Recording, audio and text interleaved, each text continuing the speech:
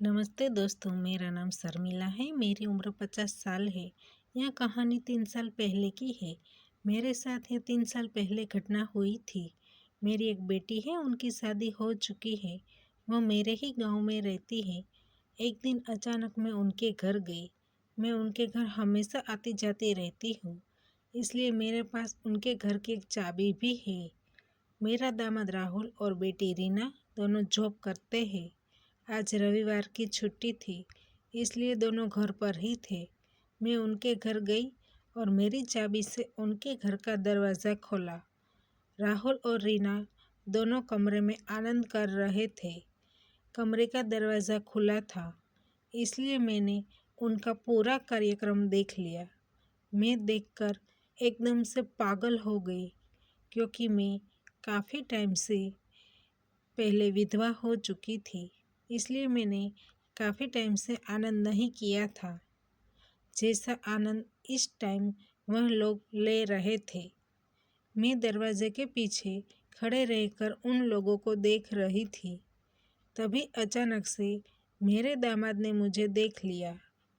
तभी उसने खुद का आधा काम अधूरा छोड़कर मेरी बेटी को कहा, बाहर देख, तुम्हारी माँ आई हो ऐसा लग रहा है। मेरी बेटी बाहर आई, फिर हम दोनों खुशी से एक दूसरे को गले मिले। दोपहर के 5 बजे थे, इसलिए मेरी बेटी ने कहा, मम्मी आप यहाँ बैठिए, मैं आपके लिए कॉफ़ी बनाकर लाती हूँ। लेकिन घर में दूध नहीं था, इसलिए मेरे दामाद ने कहा, मैं बाहर जाकर दूध लेकर आता हूँ। तभी मेरी बेटी ने कहा, आप मत जाइए, उस दूध वाले के साथ मुझे दूसरा हिसाब भी करना है, इसलिए मैं जाती हूँ। रीना बाहर दूध लेने के लिए गई। फिर मैं और मेरा दामाद घर में हम दोनों अकेले ही थे। मेरे दामाद मुझसे शर्मा रहे थे, क्योंकि मैंने उनको देख लिया था। फिर मैंने अपने दामाद से माफ़ी मांगी कि मैं उनके घर अचानक से आ गई। उसने कहा, कोई बात नहीं, यह भी आपका ही घर है, आपको जब भी मन हो तब आ जाना। इतने में मेरी बेटी वापस आ गई। उसने कॉफ़ी बनाई। फिर हम लोगों ने साथ में बैठकर बातें की। रात का टाइम हुआ, फिर हम लोग सो गए। उस टाइम मेरी बेटी और दामाद पास के कमरे में सो रहे थे। मेरा कमरा उनके कमरे के एकदम पास ही था। दूसरे दिन कोरोना की वजह से पूरे देश में लॉकडाउन लग गया। कोई भी अपने घर से बाहर निकल भी नहीं सकता था, इसलिए मुझे भी अपनी बेटी के घर पर ही रहना पड़ा। मैं उनके घर पर थी, इसलिए उन दोनों को खुलकर मौज मस्ती करने में मज़ा नहीं आ रहा था, इसलिए मेरे दामाद नाराज़ रहने लगे थे। मैं जब भी टीवी देखती हूँ, मेरे पास आकर बैठ जाते थे और मेरे सामने देखते रहते थे।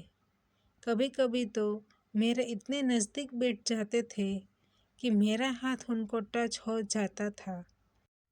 उनकी इस तरह की हरकतों से मैं समझ गई थी कि मेरे बेटे को जब भी मौका मिलेगा तब मुझे छोड़ने वाला नहीं है। अब मैं भी सामने से सिग्नल देने लगी थी, इसलिए वह भी समझ गया था कि सासू माँ को आनंद करना है। एक दिन मैं अपने कमरे में सो रही थी। मुझे अचानक से ऐसा लगा कि कोई मेरे पास आकर सो गया है। मैंने पीछे मुड़कर देखा तो मेरा दामाद था। उसको देखकर मैं एकदम से डर गई। मैंने कहा, आप ये क्या कर रहे हो? रीना को पता चल गया तो वह क्या सोचेगी? उसने कहा, आपको तो आपकी बेटी का पता ही है, एक बार सो जाती है तो फिर सुबह ही उनकी नींद खुलती है। फिर उसने कहा, उनकी चिंता मत कीजिए, वह उठने वाली नहीं है। क्रिकेट खेल खेलने में आप मेरा साथ दीजिए। मैंने भी काफ़ी टाइम से क्रिकेट खेल नहीं खेला था, इसलिए मैं अपने आप को रोक नहीं पाई। फिर हम रोज़ ही क्रिकेट खेल खेलने लगे थे। तो दोस्तों, हमारी कहानी यहीं पर समाप्त होती है।